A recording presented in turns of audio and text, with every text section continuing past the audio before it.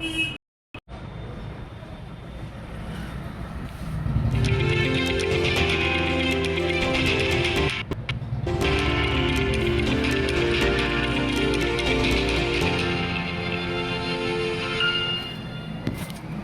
भविष्य के एआई विशेषज्ञों, आपका स्वागत है हमारे कोर्स एआई फॉर ऑल में। पिछले पिछले मॉड्यूल मॉड्यूल में आपने जाना कि एआई का विचार शुरू कैसे हुआ। आपने समझा कि आचार्य पिंगला ने संस्कृत छंदों में बाइनरी पैटर्न्स का उपयोग किया, जो आज के सभी आधुनिक कंप्यूटरों की नींव बन गया। आपने ये भी जाना कि इंग्लैंड के चार्ल्स बैबेज ने अपना पहला जनरल पर्पस कंप्यूटर डिजाइन तो किया, लेकिन एलन ट्यूरिंग ने बॉम्बी मशीन के जरिए एक्चुअली एआई की नींव रखी।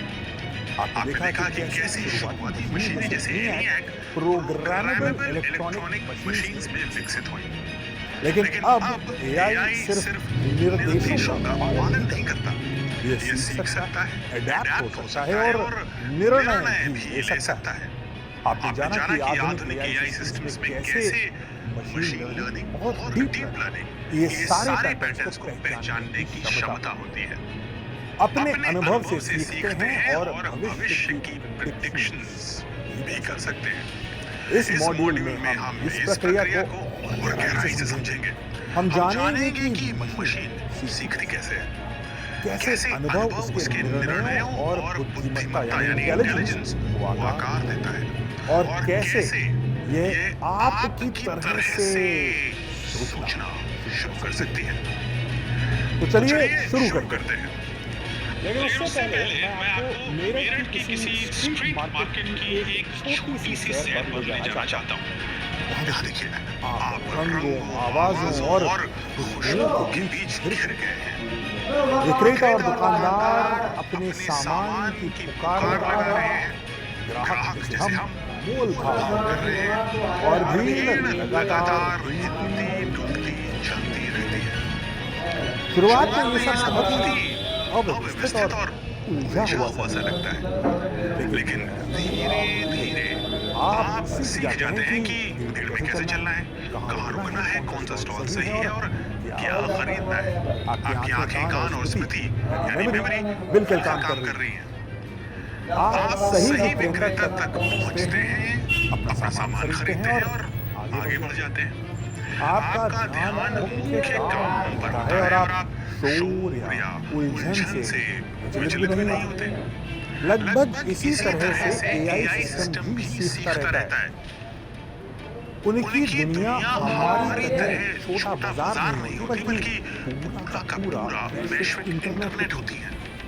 वे डेटा की भीड़ में सही पैटर्न्स पहचानना सीखते हैं, अनगिनत विकल्पों में सही जवाब ढूंढते हैं और अनुभव से खुद को सुधारते हैं। जैसे आप बाजार में बार-बार जाकर भीड़ और विक्रेताओं से सीखते हैं, एआई सिस्टम भी डेटा और अनुभव से सीखते हैं और हर बार बेहतर निर्णय लेते हैं, कंटिन्यूअस इंप्रूवमेंट। तो अब सवाल यह है, एआई सिस्टम्स इतने बड़े और जटिल डिजिटल बाजार में आपके लिए वो एग्जैक्ट सही उत्तर खोज कैसे पाते हैं? एआई सिस्टम्स हमारे जैसे सेंसर्स और ब्रेन का इस्तेमाल नहीं करते। वे सीखते हैं और काम करते हैं डेटा के माध्यम से। सोचिए, डेटा वैसा ही है जैसे बाजार में बिक रही फल और सब्जियां। हर डेटा का टुकड़ा एक अलग और खास जानकारी है, जैसे हर आम, संतरा, सेब, केला अलग होते हैं, रंग अलग होते हैं, उनकी खुशबू अलग होती है। मशीनें इन डेटा पॉइंट्स को इकट्ठा करती हैं ताकि वे सीख सकें, समझ सकें और निर्णय ले सकें। ठीक वैसे ही जैसे आप अपने शॉपिंग लिस्ट के फलों को बाजार में चुनते हैं। याद रखिए, डेटा ही सभी आर्टिफिशियल इंटेलिजेंस यानी एआई की नींव है। लेकिन डेटा होता क्या है इसके बारे में और जानते हैं। डेटा सरल शब्दों में सिर्फ एक जानकारी है। ये हो सकता है टेक्स्ट या शब्द, किसी छवि का हिस्सा यानी फोटोग्राफ, कोई ध्वनि यानी आवाज, और अगर चलती हुई छवि और आवाज को मिला दें तो एक वीडियो भी बन सकती है, और वो भी एक डेटा है। और डेटा सिर्फ इतना ही नहीं है, डेटा टेबल्स में हो सकता है, डेटा डॉक्यूमेंट्स में हो सकता है। अब डेटा का साइज अलग अलग हो सकता है। कुछ डेटा बहुत छोटा हो सकता है, कुछ किलोबाइट्स में, कुछ शब्दों में, और कभी ये बहुत भारी भरकम फाइल हो सकती है जिसको शायद अपने कंप्यूटर में रखें तो आपका कंप्यूटर की हार्ड डिस्क में भरनी शुरू हो जाए। जिस भी चीज को हम वेबसाइट, डेटाबेस, डॉक्यूमेंट्स या वीडियो में व्यवस्थित रूप में इकट्ठा करें, वो सब का सब डेटा ही कहलाता है।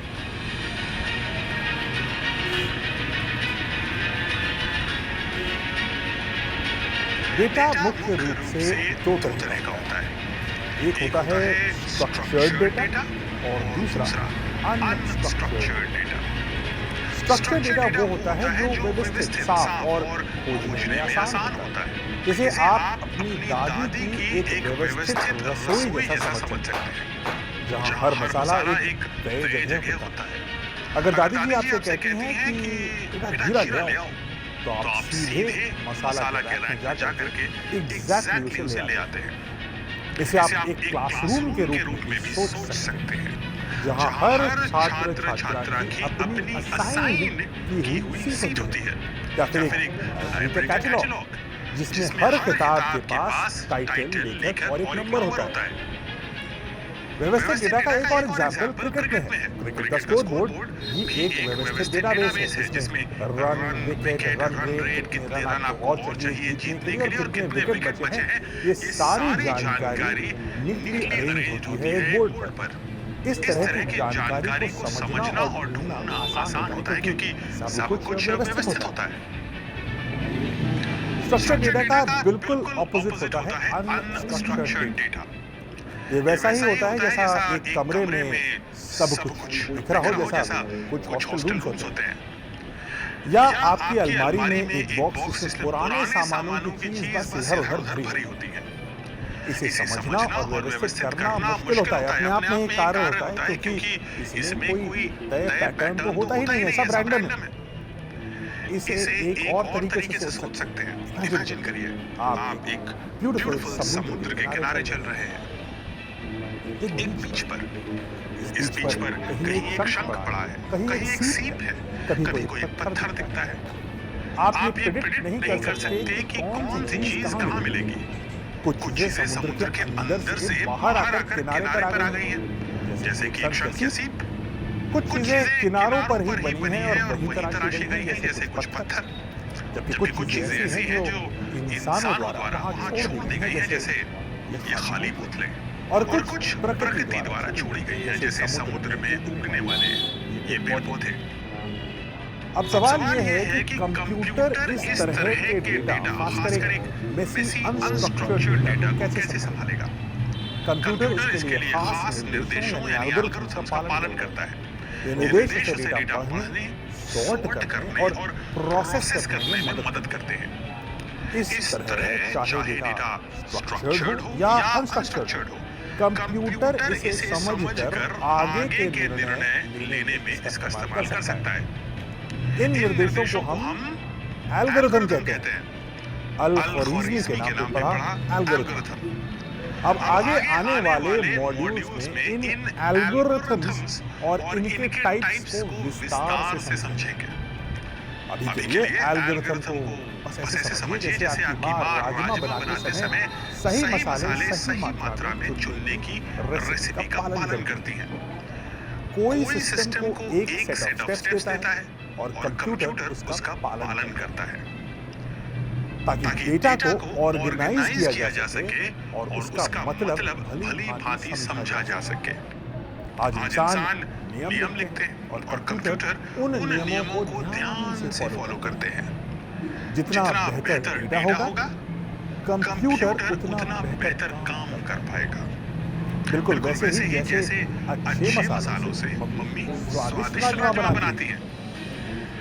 इसे ऐसे सोचिए कि आप अपने छोटे भाई बहन को अलग अलग दालों की पहचान करना सिखा रहे हैं।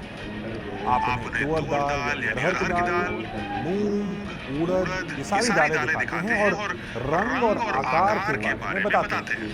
हर उदाहरण के साथ वो बेहतर सीखते हैं। जल्दी ही वे बाजार जाकर ठीक वही दाल ला सकते हैं जो आपने मांगी थी, क्योंकि वो सीख चुके हैं। यही मूल विचार है डेटा से सीखने का। लेकिन असली आनंद तो तब आता है जब कंप्यूटर केवल फिक्स्ड इंस्ट्रक्शंस का पालन न करे, बल्कि खुद देखे गए डेटा से सीखने लगे। जैसे आपका भाई बहन खुद ही पैटर्न समझने लगे। इसी प्रोसेस को हम मशीन लर्निंग बोलते हैं। मशीन लर्निंग तब होती है जब हम कंप्यूटर को कोई उदाहरण देते हैं और उसे सारे नियम ना बताकर खुद पैटर्न्स खोजने देते हैं। सोचिए कि आप कंप्यूटर को सैकड़ों बिल्लियां और कुत्तों की तस्वीरें दिखाते हैं।